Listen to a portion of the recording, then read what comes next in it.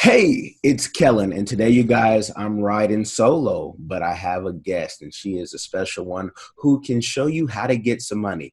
Doesn't matter where your income is at right now, she can show you how to take those baby steps, or if you're ready for the big steps, learn about property preservation, learn about tax liens. I have Miss Danielle Pierce. How are you doing today? I'm doing pretty awesome, Kellen. Thanks for having me on the show. How are you doing today?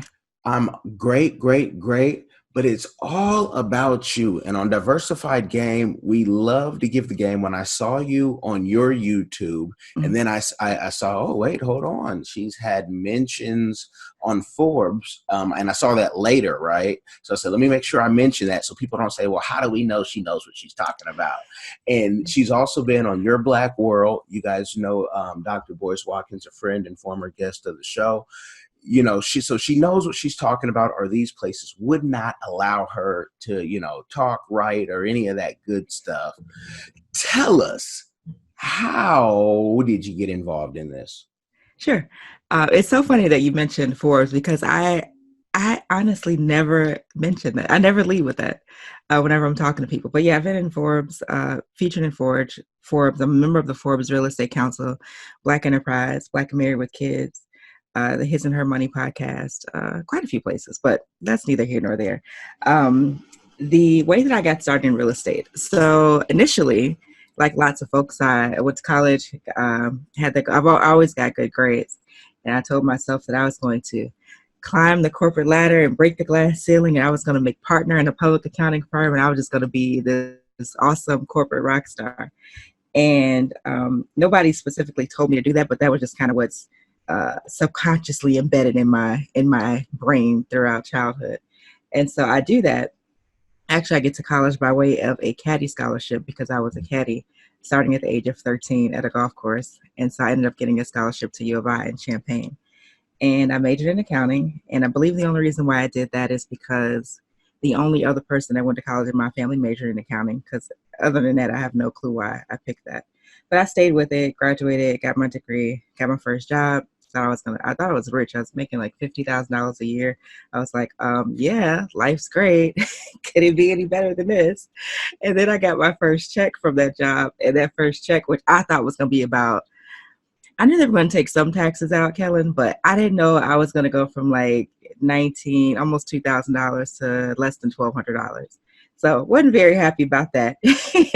And I lasted in corporate for 5 years, but I knew right away that I wasn't going to stay there forever. Like I knew that within the first 3 months or so. I was like, this cannot be what life, like Jesus did not die on the cross for me to go and endure this every day. And the weird thing is that everybody else complained about the job, but everyone, no one ever left. And I was just like, yeah, that's not going to be me.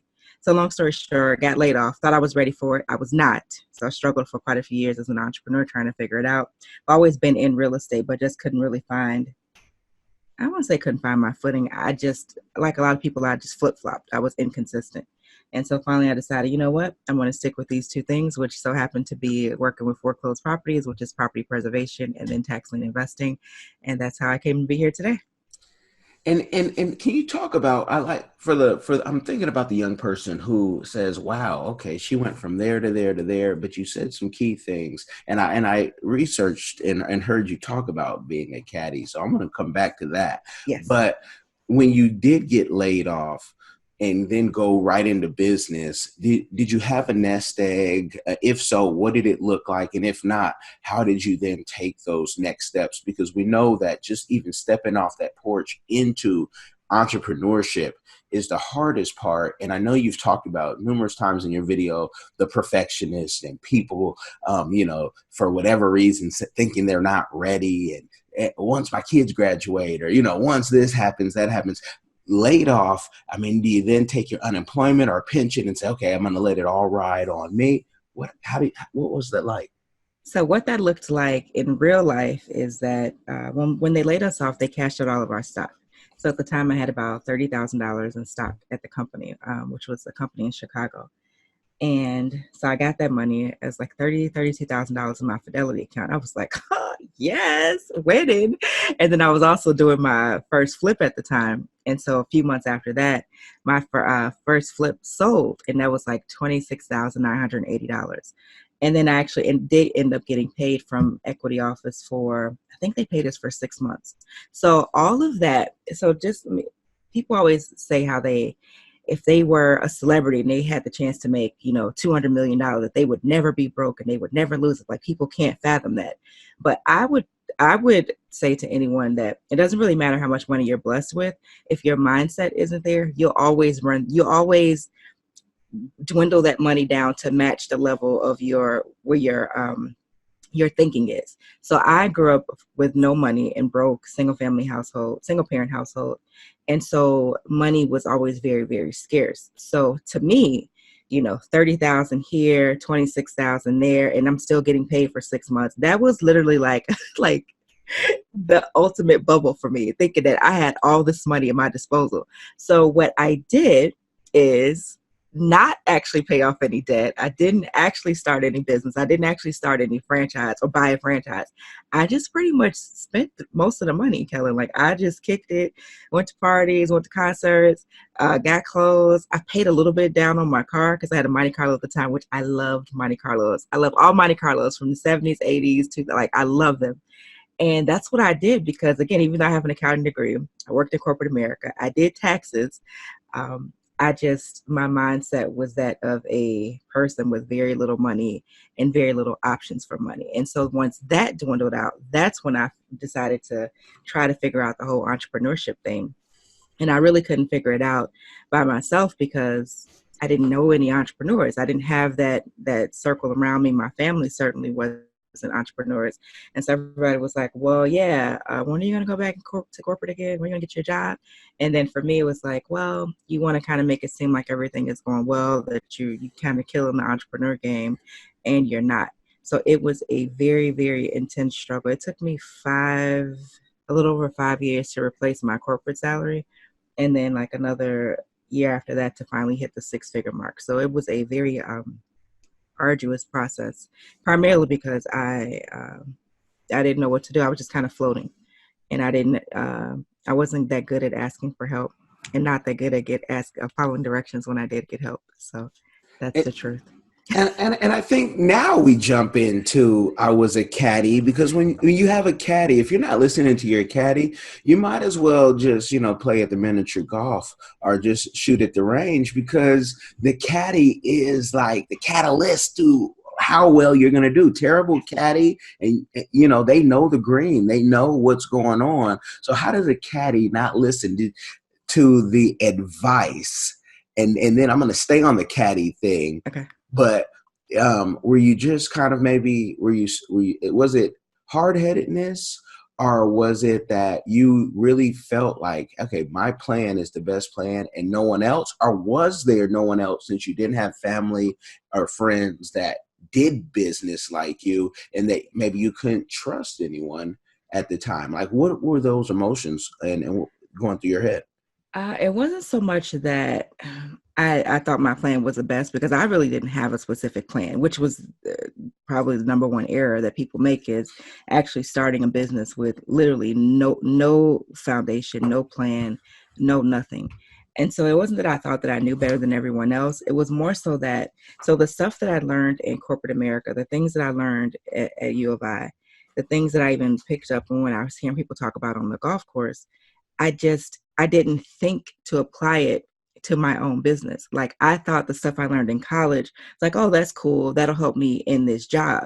And I never made the transition to say, oh, well, you could, instead of wasting time here and pretending like you're getting over and acting like you're working when you're not, or trying to look busy, you could be trying to figure out what they're doing in this business that you could then translate into yours. But my mindset wasn't there yet. And so therefore I didn't do it. It was just kind of like it was like this was one world and this was a separate world. And I never could figure out how to bridge the two. Were you married by then? I got married when I was 27. So I got married, let's see, that was right around the time when I was definitely laid off by then. And that's part of where some of my money went too, right? Getting married, planning the perfect wedding and honeymoon and all this stuff. Yeah, that was definitely part of me spending money on frivolous things that I did not need to. Not that marriage was frivolous for me, but I certainly could have. You don't have to go all out and do all these extra things. Like you could just actually focus on the marriage part instead of the having the perfect wedding. Okay, and folks, she has on her website, daniellepierce.com, and all the links are in the description, whether you're listening on iTunes, Spotify, or wherever she has a section, marriage and business, how to do business with Bay, which we eloped because my wife is one of those few women who are like, she's from Cameroon. So she's like, I don't need a big wedding. And I said, I don't need any wedding. I just want to, I don't want to get burnt up if the rapture comes. And so let's, plus, dating can be expensive, and we still date, but at least it's a solid investment. I tell people to date, while married. So she has a things that she can teach you. Because for me, like marriage and business, I mean, those things go hand in hand. They do. Marriage is a business. Like some pastors will say church is a business. People think it's one thing, but it's really something else. You got to deal with this crazy person who says, I want to, shave my head. Then I want to grow locks. And hey, let's go to Malta and all that. And so, and I know I have issues. So marriage is definitely business. You need to learn how to deal with those crazy business partners like myself. Let's talk about that just a little bit, because some folks, I think, in marriage, if they're ready to leap, their partner's not ready to leap. So maybe they want to take even like $2,000 and go to a conference and say, I need to learn more. And then their spouse is saying, $2,000, man, I was trying to buy a new whatever. Those type of compromises, do you tap into those in the marriage and business?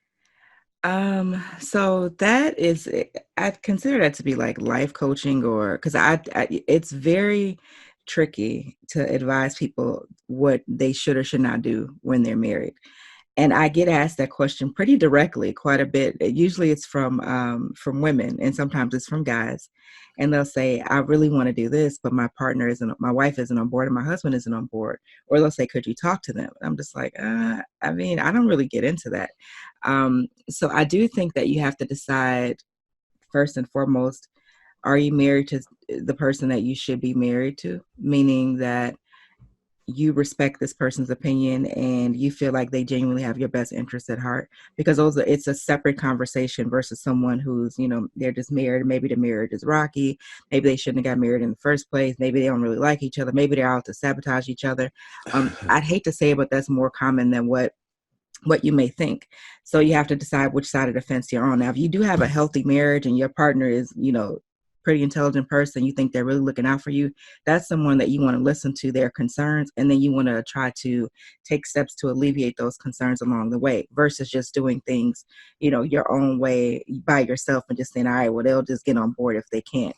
That's if you have a healthy relationship. Now, if you don't have a healthy relationship, then, I don't really have any advice for you, because it's a different conversation. I know for me, I will say this: whatever issues you have in your marriage will show up in your business.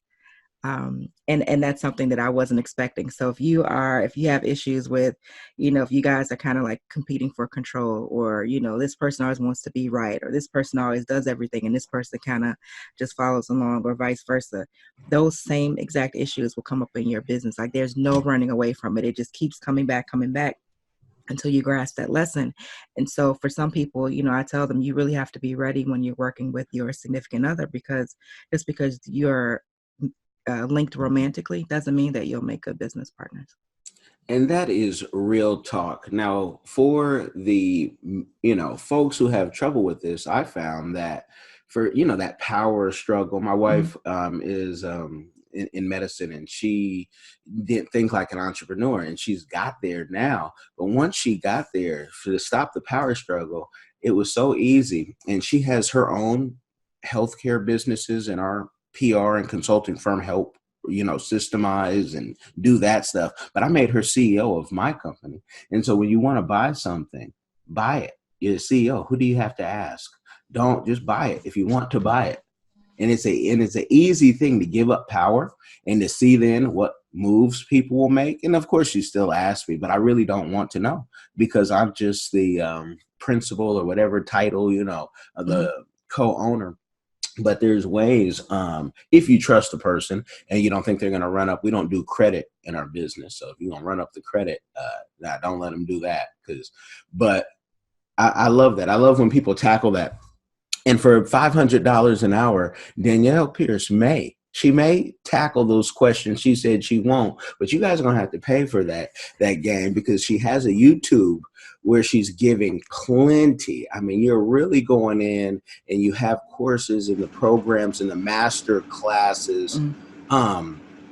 Talk about these master classes. I kind of want you to sell them to the people because there are just so many people who are stuck and they have the energy. Some of them have the time. They just don't have the information. Sure. So, of course, I'm in real estate, and I'm actually going into my 13th year as an entrepreneur full time. And but don't take that to mean that I've always been killing it, because, like I said, the first 5.5 years are really, really rough. So my two areas that I focus on, one is getting contracts to repair foreclosed properties.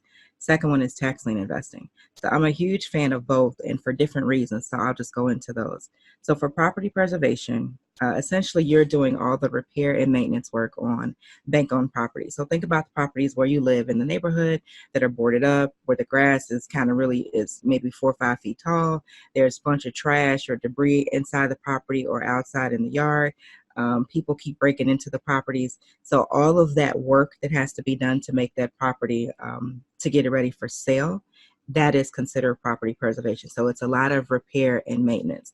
What I have found over and over again is that a lot of people aren't aware of the industry. It's kind of still like a very much so, just like all of real estate, like, middle-aged white men for the most part. A lot of people aren't aware of the industry, but then when they do become aware of the industry, they're like, oh, I can do this work, but I don't know how to go and get these contracts. So what I kind of do is I link the two together. So I'm like, okay, this is how you get the contracts. This is the business structure that you need. This is how you set up, because you do need a business, Kellen. You have to have, you could do a sole proprietorship, but if you have the money, then of course a different, a structure that allows for more separation, I should say, between you and the businesses is better. So an LLC, or maybe you consider turning that into an S corp or something like that. So you set up a business. You have to have general liability insurance, professional liability insurance, and possibly workman's compensation insurance. You also have to pass a background check. So the background check is, I get lots of questions about that. So that's why I'm spending some time here. I know that you can't have any felonies. I know that for a fact. I do know that you can have certain misdemeanors, but I don't know which ones those are. The company that does all the background checks for the industry is called Aspen Grove Solutions, and somebody could type that in the comments. So you could contact them directly to see how far back they go for backgrounds, what's considered a misdemeanor that's acceptable and what isn't. Do they cross over into other states, which I'm pretty sure that they do. But you have to have the background check with the highest clearance back in order to get a contract. And if you don't pass the background check, or if you can't, then that's when people set up the business under their husband or their wife's name, like we talked about earlier, or someone else that you trust. But those are the very, very basic foundational things that are required. So business, G&L insurance, errors and omissions insurance, pass the background check. And then from there, it's a question of where do I go to apply to get these contracts? So of course, in my training programs, I go through, there's about 12 national companies that I really like. There's hundreds of others, local, regional, and smaller firms that, I don't necessarily recommend applying to right off the bat, but I hope people go through the process with the different contracts. My first contract and company I still work with today is a company called Altisource, which if you're in real estate, you probably have heard of them. Altisource Solutions is one company. For all the rest of them, of course, you'd have to work with me to get that information, but I will tell you that one because that's a national company that you could sign up with. And then from there, it's a matter of, doing the application and being selected as a vendor, selecting your territory that you want to cover. You could stay local. You could work out of state. I recommend staying local if you're if you're just starting out. And our very first 6 months, we only made $30,000, but the next 12 months, we made $332,000, or something like 332 or 333. And it's a great business to start if you want to be an entrepreneur and own your own business. And if you have the flexibility, if you have a 9 to 5, if your job is somewhat flexible and will allow you to respond to an email or a text during the day, it also is great if you have that type of job situation. And if you want to work with family and friends, I did it and it wasn't necessarily ideal for me. It's not to say that it won't be ideal for you. I think you just have to select them as you would anyone else. So don't just say, "Oh, this is my best cousin or my best friend. Let's go into business together." Kellen made a point earlier about thinking like an entrepreneur. So if you are a long-time entrepreneur like I am, and your partner or the person that you're thinking about bringing on board has never been an entrepreneur, that is I won't say a disaster waiting to happen, but it's going to be hard because and it's not to say one's better than the other. I'm not saying that, but the thought process is very, very different. If you know how to eat what you kill, that's a different mentality than someone who's like, "Oh, I'll just sit here and wait for you to tell me what to do and how much you're going to pay me." Does that make sense? So it's very, very different. So I'm just throwing that out there. But in terms of the income and revenue possibilities, I mean, it's as high as you want it to be. So there's the downsides, because people always say, "Well, what's negative? What's bad about the industry? You telling us all the good stuff." The difficult part, the ongoing difficult part, will be locating and keeping suitable contractors. Unless, like a lot of my brothers and my sisters too, I'm finding out, if you can do this level of repair and maintenance work yourself, then that is such a blessing, because then all you literally need is the business structure around you and the insurance around, meet the insurance requirements, and to go out and get the contracts. And then you could literally shift like I'm in a position now where I'd never have to go work for anybody else. And I can't at this point. I mean, I'm unemployable. It's been too long. Like, once you get a taste of freedom, it's hard to go back. Hard to go back to somebody telling you, Yes. Talk that talk. yeah, I gotta ask for vacation days. I can't go to this funeral. I mean, it's challenging. So once you break free, no, you can't go back. And if you do this the right way, this is your opportunity to do that. So that's all for property preservation. You want me to talk about tax liens now? I want you to talk about it all, but I want to, what she said. A lot of folks, they dream of that, because I just came back from a big conference on TV. Everybody was there: Netflix, Hulu, Warner Brothers, Sony, and someone had told me, you should be an executive. I said, I already am. And I said, I knew what they were going at, but I said, when I want to go snowboarding, or if I want to go wherever, I want to go and I want to go. Yeah. And so I don't, that even, I was like, that would take a lot of, you'd have to offer me, a position that would be historical in my mind. He said historical. Yeah, like the first, non-Spanish speaker to run Viacom, South America or something. I really like Viacom Africa because I like to be in Africa. But something historical. First American to, something historical. But that's a beautiful thing. And when she's throwing out those numbers, people, and if you're watching on YouTube, and I know most of you guys listen on the podcast, we haven't shifted you to YouTube yet. But, when you see her beautiful earrings and her matching necklace set, you'll say, "Oh, that's okay. That's what I could get if I really hustle, grind, and put the time in." So, yes, please go into the tax liens, because I love learning from your channel about tax liens. I always watch stuff on tax liens, but I really liked your delivery on it. You didn't oversell it. You made it simple. And I'm moving again to Florida, where you get some of the highest percentages, 18% at the moment, and can foreclose in, I think, about 3 years. And I'm like, ooh, it's like a small gamble for someone who wants to, I don't gamble, but a small gamble. Yes. So if you are someone who is risk averse, then definitely tax lien investing will appeal to you. Florida has lots of competition, though, pretty much throughout all the major the counties, and it does take a few years in order to actually go from tax lien to tax deed. So that's why I do not invest in Florida. But just to back up a minute, so when I'm referring to tax lien auctions, I'm referring to going to basically a physical auction and properties are being sold just like the auctions that you see on TV. It's literally just exactly like that. Very stereotypical way that you see it portrayed. The properties are delinquent in property taxes. And so most cities and counties have a mechanism where they recoup lost tax dollars from people not paying their property taxes. So some people look at this and like, oh, wow, you're taking advantage of people, or this can be predatory. And it absolutely can be, but it doesn't have to be. So you can do tax lien investing both ethically and make money at the same time. Like a lot of times in our community, we think that if someone's making money that they're the devil, and it's very, very weird to me. It's like I don't know if that's an excuse for you just to stay rooted in poverty, but I can assure you that you can do this in a way that's not predatory. So in order to go to learn more about tax liens, you could do a couple things. Of course, you could work with me, and I'll post my contact information down below, or you can go find it at daniellepierce.com. But wherever you are right now, what I'd like for you to just do is take these following steps. First, you're going to contact the local tax assessor's office where you live, and you're just going to say, hey, when's the next tax lien sale? Or if you're in a state where they offer deeds, you'll say, when is the next tax deed sale? But however you phrase it, they'll know what you're referring to.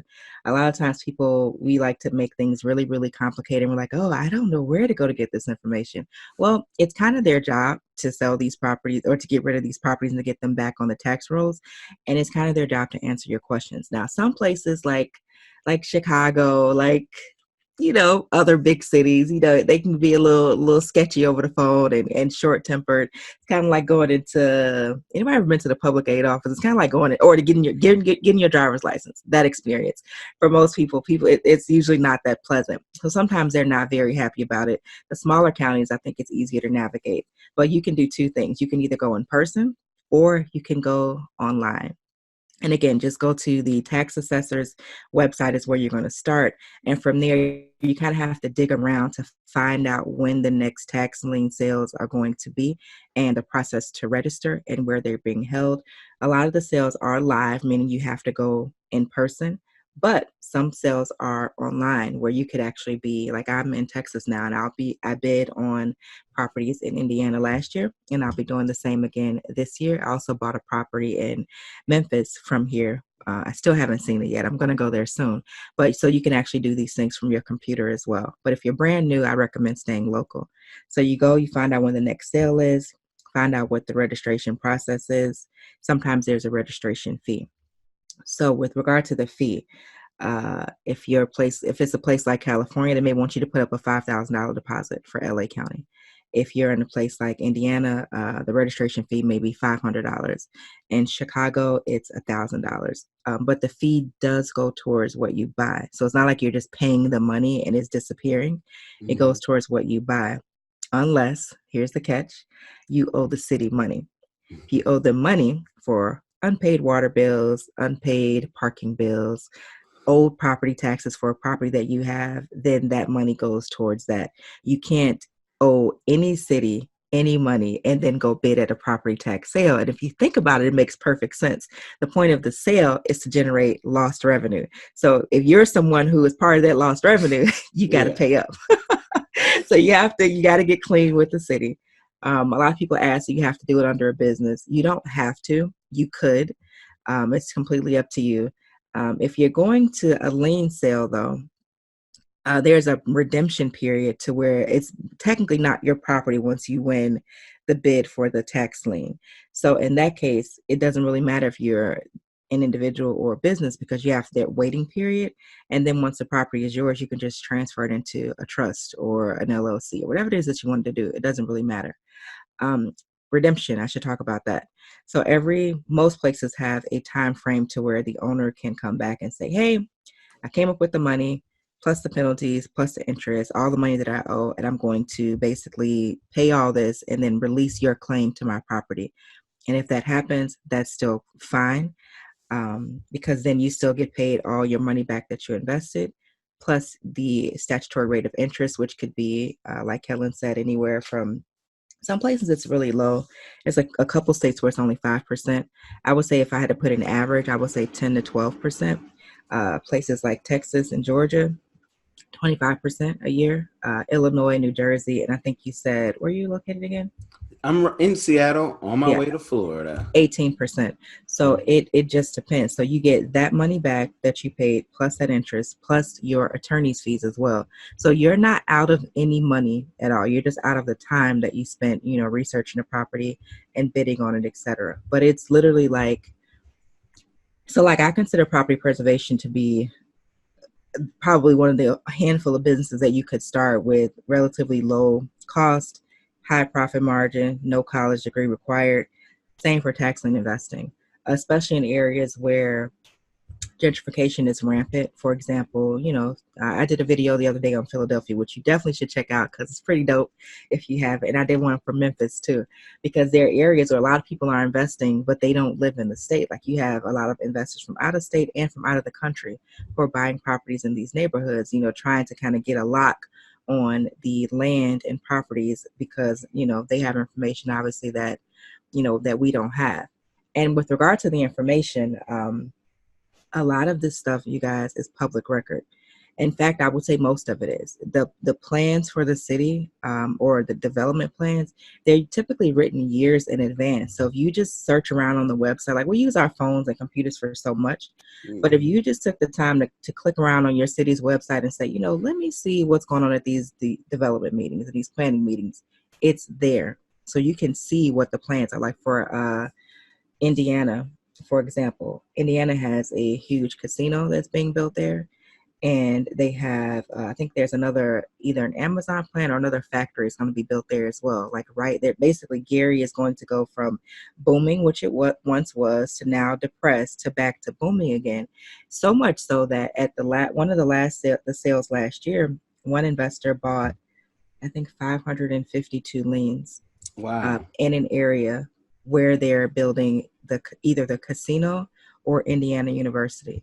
But again, that's not like secret information. The information is out there, but they just knew it and they acted on it. So I say all that to say, start by going to your local tax assessor's office, finding out when the next sale is. And for God's sake, go to a sale so you can get that visual that you need to kind of shift your perspective. And once you see how everybody knows each other and they're buying this property and these lands for cheap, and you've been missing out, then I think that'll be motivation for everybody else. And we know Gary needs it. When you were talking about, how the minimum for Gary, I thought you were going to say $5 because I remember remember my last time there, and I said, "You can buy what for what? Only if I wanted to live here." But no, Kellen. So Gary actually has some beautiful areas, though. It does. All of Gary is not depressed. And there's actually lakefront property, not in Gary, but one of the cities right next to it. I think it's Miller Beach is the city. There's actually lake properties that border Lake Michigan that you can acquire there. It's maybe not at a tax sale. If you do, it'll still be expensive, but it has some pretty nice areas too. Okay, well, let's talk about a place like Gary or the the shocking amount of a house that you've bought, and it was like, I'm staying in Gary for maybe $15. Okay, being fair to Gary, $15. Because I saw some houses. I said, you can get a house. I'm being from California. I was young, my first time, and I said, wait, you can buy a house for under $50,000 where? Gary and Ruston, Louisiana, and these places. So what's Detroit. the best Detroit? So what's the best deal for? And I'm trying to think of a person who says, I want to buy a house, but maybe I also want to live in it. So I don't want to buy. I want to buy the best deal. What's the best deal you've ever bought for a house that you could live in and do, not too much work? All the properties I've gotten, have needed work. So the lower the price, the more work the property is going to need. The cheapest I've paid was in fact in Gary, and it was a property that I won for for $500. And what I did with that property and about 3 others as well, I actually ended up putting those properties right back on the market. So that's basically wholesaling. Is when you sell the property as is and not doing any work to it. And I sold them for like $5,000. So it was a win for me and a win for them. You don't make as much money because you're not repairing the property and doing the flip and all of that stuff, but you unload the property a lot faster. So the cheapest I paid is $500. Now, if you're asking what could you pay and have something that's in move-in condition, that So, if we're talking about Indiana or Lake County, you could do that in a few parts of Gary for maybe 10,000, 15,000. But it's better if you're looking for something that you can kind of move in right away. I would look at some of the surrounding cities, like Hammond has some really nice areas, Maryville, Cherville, Some Griffith, of that, East wait, don't give Chicago. too much game. Some of that they got to hit you up and that's consultation. We love to give the game, but you see, she knows what she's talking about. Sometimes I get these alerts and I can hear. I should get a siren, and I can hear the audience questions and say, "Okay, I love what you're saying. I'm about to get my tax refund because I gave the government too much money in the year and let them hold it interest free, and I'm about to get this big chunk of money. Can I give my money to you and you invest it for me, and then I can make sure that I win? Can they do that?" I get to ask that question quite a bit. I don't do that. I may at some point, but I just haven't done it yet. Just because there's a couple reasons for that. One, it's a lot of work, and I got 3 children, 8, 7, and 5, take up a bunch of time, and I got a couple businesses to run, and so I just don't necessarily want to devote the time to that. But for two, you'd have to, if you're dealing with people's lump sums of money and they don't have a lot of those lump sums lying around, they typically want it back fast and they want a very high return. And so I would have to be careful to make sure that I work with people who understood that, okay, if you invest money here, this is the plan for this is going to take this amount of time, this is what you can expect back. And there's no, oh, I just need the money back real quick in the meantime, because I know someone who did that and that was the experience that they had. And people are like, oh, I need my money back.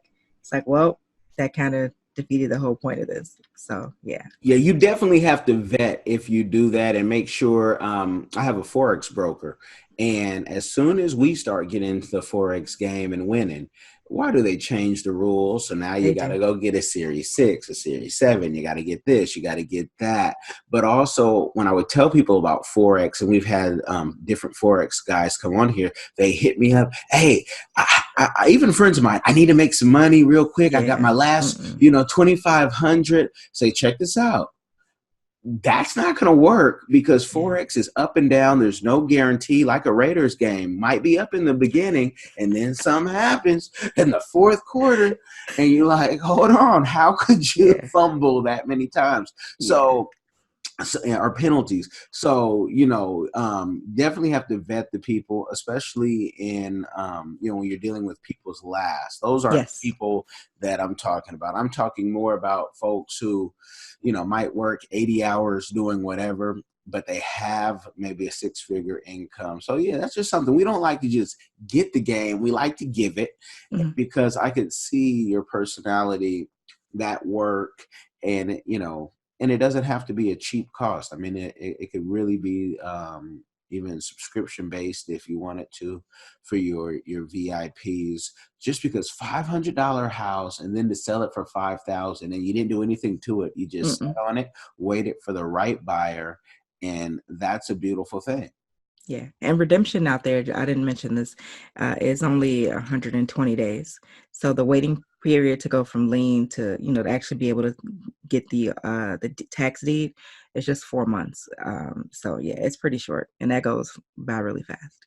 Okay, and that's just in Gary, and That's in Indiana. So that's other in Indiana. places, Okay. Illinois, 2.5 up to 3 years, Florida, 3 years, Alabama, 3 years. I like places with 1 year or less. It's kind of my preference. So you have to just kind of decide on your level of risk tolerance because Mhm. everybody's different. And then if you don't like the idea of waiting at all, then maybe you just invest in a deed state where once you buy, it's yours and it's a done deal. And that would be a place like certain counties in Louisiana, Mhm. certain counties in Michigan, and also California. Do your research, folks. That's good to hear. Gary is looking better and better. I'm teasing, our Indiana's looking better and better. I'm Yeah. teasing, but I found we went on a to find our new state that we wanted to live. The family, I have two daughters and my wife. We went to 22 states, like we did when, Oh. and we do that every 4 whatever years when we say we're going to move. But North Dakota, Fargo, North Dakota is not to be slept on. And Stop it. I kid Wait you a minute. not. Let me. Tell me more. I kid you not. We get there. It's Fargo, but it is beautiful. And I saw, being in the Get Out state, that's what I call Seattle. It's just like the movie The Get Out. I saw more Black businesses in ownership there per capita. We love to eat at the African restaurants. They have 3 in 10-mile radius. And then Fargo is right on the border of Moorhead, Minnesota, which has its own universities and different hospitals and everything. And they had the nicest club in Fargo, for an African club, beautifully done. I mean, everything is top notch. And I was just like, I could be here. Police chief, very nice guy. He's just walking by himself, which I don't know too many police chiefs that walk the beat still. He says, I like to do this weekly. And he was he took 20, 30 minutes. I mean, I could have interviewed him right there. And it was a beautiful place. Really? Yes. So, that's a place that I'm looking at because they're having a lot of growth. They're having like a big big high-rise thing being built that the top floors are like $2 million. And I ask everyone who's buying those, and they're like, we have no idea, but we're not. Because this is so alien to Fargo, and you can still keep your door open, which is something that, I keep something. If you come in, you'll come out a different way.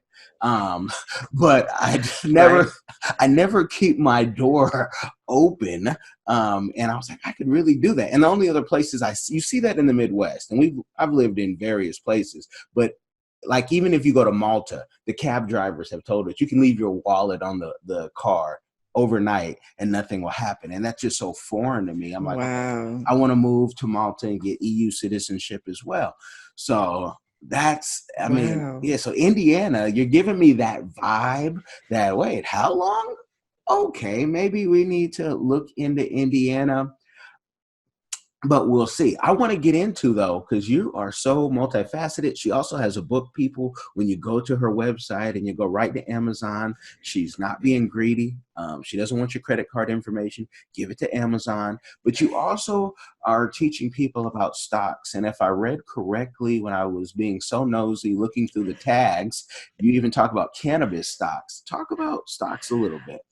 So yeah, I'm not a cannabis expert though. So I like the way I talk about stock investing is I just encourage people to do it, and I bring on people who are, experts in the field to talk about it. So I talked with my friend Courtney Nicole, who is, do you know Courtney? That name sounds very familiar. Yeah, Courtney is one of the top Black financial bloggers to follow. She was written up in Black Enterprise. We also did Brown Girls Do Invest together, which is a tour that we traveled to 4 places in 2019 to talk about financial literacy. But she is an attorney and also a formal stock broker or investment advisor. But I do tell people that, it's not as difficult as you may think. They're free apps, just like there's apps for, all the other stuff that we do that doesn't really add value to our lives. You can start just by downloading Robinhood, which is, again, free. You can buy stocks from Robinhood. And if you're looking to invest on behalf of your children, you can download an app called Stockpile. And you can buy, Stockpile also allows you to buy shares of a stock. Robinhood, you only can buy a full share. So, for example, let's take Amazon, which is, I think Amazon is it $1,800 right now, something like that, whatever it is. Robinhood, you have to pay for the full share at once, which is, let's say, $1,800. If it's Stockpile, you can pay for, let's say you got $500, you could buy $500 worth of, a particular stock, and you can buy it in increments. So that's why I think some people like Stockpile a little bit better than the others. But yeah, it is a great way to, in fact, investing is the only way that you're going to, create, money that kind of lasts to the next generation. Investing and having a business, just having a job. And I don't care how great your job is, it's just not going to cut it for you, just because the returns on, if we talk, because I'm not licensed, so I can, and I'm not telling you to invest in these stocks either, but I know people who are licensed can't even mention specific names. But if you look at a stock like Shopify went up almost 100% last year.